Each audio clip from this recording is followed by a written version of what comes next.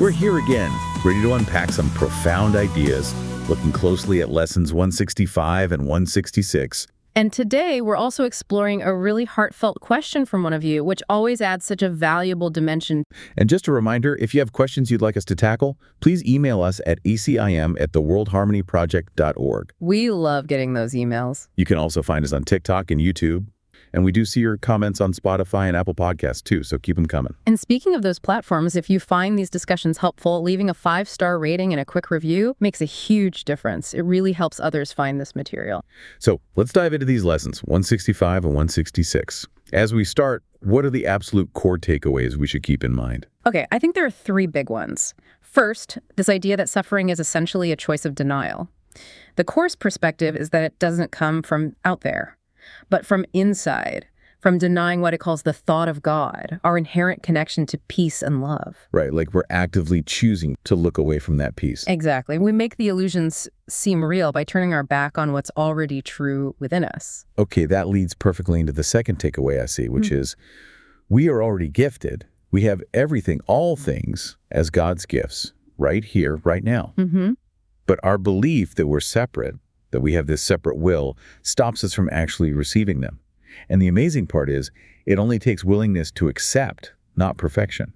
It totally challenges that ego identity built on lack. And the third ties it all together. Giving and receiving are intertwined. They're really the same thing. When you truly accept these gifts from God, you naturally start extending them.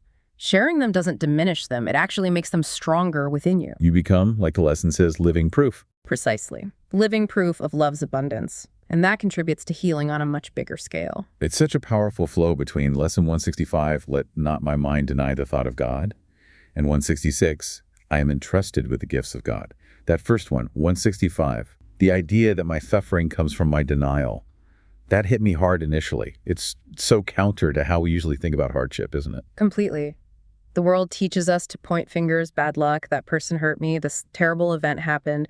But the Course keeps bringing it back inside. It says the root of misery is this internal looking away from our true self, actively blocking the peace and joy that are naturally ours. And people sometimes mistake this for spiritual bypassing, like pretending pain doesn't exist. But that's not it at all. Yeah. It's about recognizing that even within the pain, there's a larger awareness, a loving presence that's more real. Choosing that as the anchor instead of the fear or the story of suffering. I remember when a friend got a really tough diagnosis, my first instinct was just sheer panic for them. But thinking about the Course, I realized I could hold space for their fear and know that love was still the underlying reality. It let me be genuinely supportive from a centered place, rather than just adding my own fear to the mix. That's such a crucial distinction. It changes the whole game from an external fight, fix the problem out there, to an internal alignment. If suffering is denial, then challenges become opportunities to soften our minds, right? To become less defended, allow love in. It's transformation within. Yes, and that links straight to lesson 166. If you're denying the thought of God, denying that core connection, then logically you're also denying the gifts that come with it. The Course is so consistent. God gives, but we don't receive because we're clinging to what it calls that sorry figure. The sorry figure. That term is so evocative. It's the self-concept built on being small, vulnerable, limited, separate. And strangely comfortable, right? Like a familiar misery. Exactly. It feels like home, even though it's a home built on fear. So accepting these limitless, unconditional gifts can feel almost like betraying that identity. It brings up that deep ego terror. Who am I without my problems, without my lack? Oh, definitely. I find this so helpful with financial stress. When that familiar dread or feeling of not enough creeps in, I try to catch it and ask, okay, am I denying abundance right now? Am I holding on to being this sorry figure who has to struggle? That's a great practical application. Just asking that question often brings a sense of calm. And from that place, solutions or different perspectives appear that were totally invisible when I was wrapped up in the anxiety. That experience you're describing, that's like Christ's touch from lesson 166 showing up. And it connects directly to the idea of miracles as internal shifts from 165. They really work together. Oh, so? Christ's touch isn't necessarily some big external event.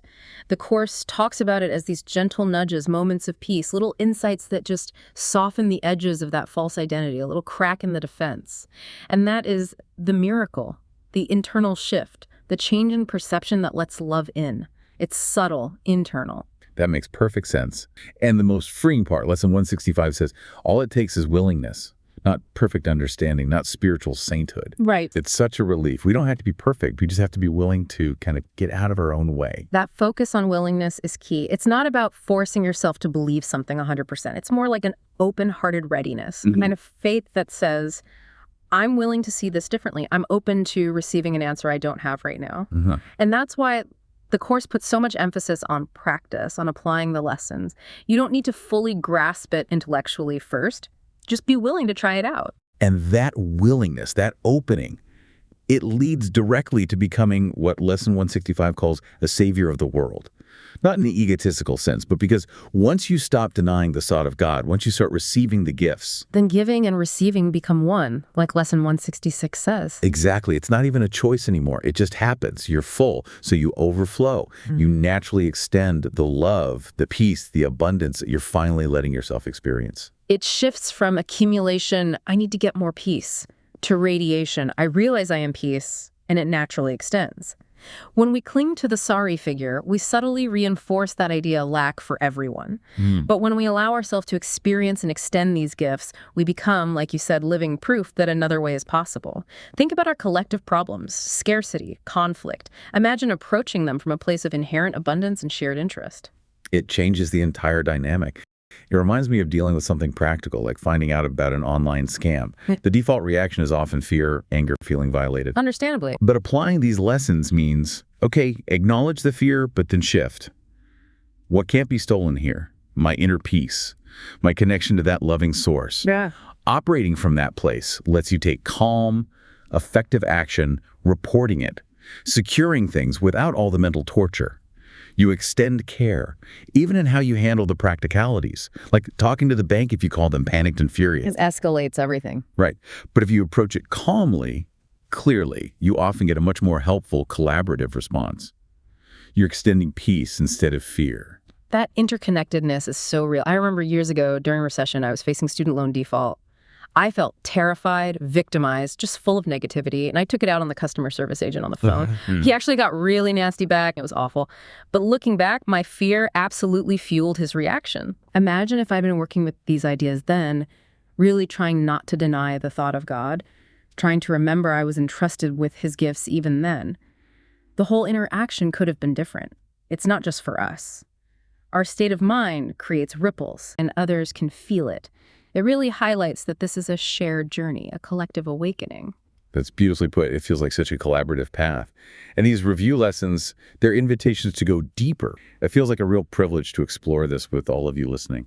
Which makes it a great moment to actually walk through a scenario, apply this practically. Let's just imagine something together for a minute. And obviously, if you're driving or, chopping vegetables, keep your eyes open. Yes, please. Okay, so picture this. You're in your favorite coffee shop, waiting for your order.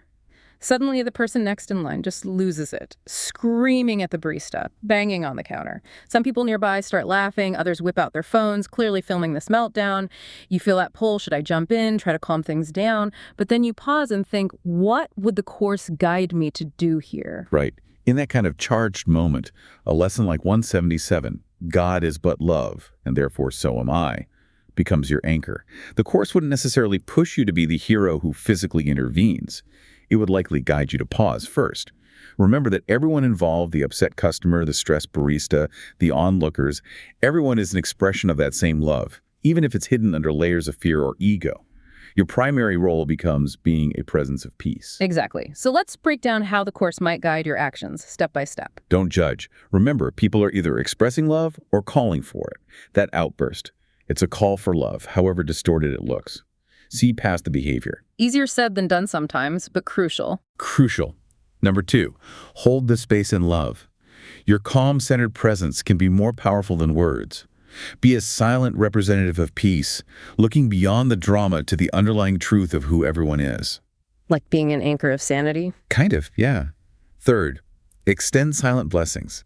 Think of Lesson 164, bless what you see. Use your inner vision, what the Course calls Christ's vision, to see the innocence beneath the surface in everyone there. A silent offering. 4th, trust your inner guidance. If you do feel a clear impulse to speak or act, check your motive. Is it coming from love or ego? Maybe a simple calm word is guided, maybe not. Trust that inner knowing. Not just jumping in to fix it. Right. And fifth, use it as practice. See this moment as your classroom. Can you stay centered amidst chaos? Can you see love even here? It's a chance to strengthen your own peace. And that reinforces lesson 164 again. We will not judge today. Maybe the greatest gift you offer is simply refusing to make anyone wrong, holding that space where you see the light in them, even if they can't see it themselves. It's a significant mind shift, for sure. It is. And we absolutely need to weave in practical wisdom here. Safety matters. The Course isn't about being naive. It speaks about being wise as serpents and gentle as doves. Meaning, if that person's anger escalates towards actual threats or violence, if they're really pounding that counter, making threats, looking like they might lash out physically, then spiritual practice absolutely includes common sense safety. So what does that look like? First, protect yourself and others. Moving away, creating distance, even leaving the shop if needed, isn't unspiritual. It's honoring your body as the tool you need for learning and growth. Okay. Second, get appropriate help. Alerting management, security, even calling police if there's a genuine threat isn't a failure of spiritual practice. It's using the world's resources wisely while maintaining your inner peace as much as possible. Right. It's not choosing fear over love. It's practical action. Exactly. And third, trust your intuition. That inner guidance includes your gut feeling about safety. If you genuinely feel threatened, honor that instinct. You see these kinds of confrontations online all the time now, don't you? In stores, planes. It feels increasingly common, or at least more visible. Which is why talking about how to navigate them from the Course's perspective feels really important. Now, shifting gears a bit, we received a question from a listener dealing with something incredibly difficult and sensitive, the suicide of someone they cared about. Yes, this is a topic that requires such care.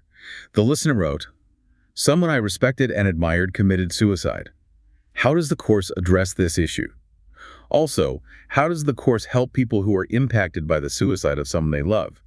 What should I be thinking about the person who killed himself?" First, please know our hearts go out to you. Losing someone you admire in this way brings unimaginable pain. The Course offers a different lens, primarily through lessons like 163. There is no death. The Son of God is free. Now, this isn't meant to diminish your grief or the tragedy at all. Not in the slightest. But it offers a perspective on what the Course sees as ultimately real. It teaches that what we call death is, in the grand scheme, an illusion of the ego.